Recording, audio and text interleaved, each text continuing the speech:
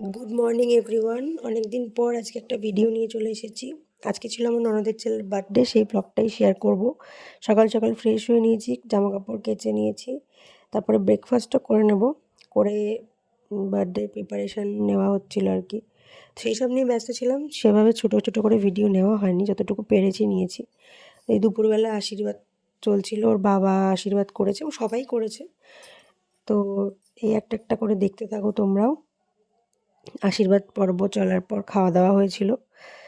তো বেশ কিছুদিন ধরে ভিডিও দেওয়া হচ্ছে না সঠিক টাইমে, আসলে একটু ব্যস্ত থাকার কারণে দেওয়া হয় না। তো সেদিনকে বার্থডে ব্লগটা আমি দুদিন আগেই রেডি করেছি, কিন্তু ছাড়াই হচ্ছিল না।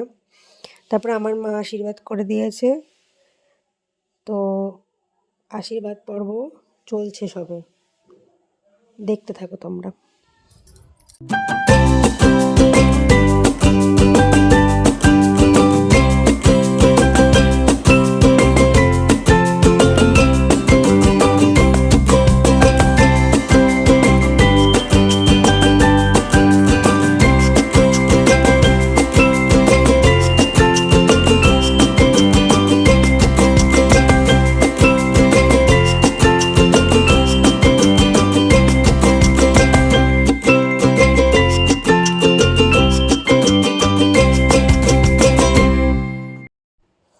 সবশেষে আমিও আশীর্বাদ করে নিচ্ছিলাম।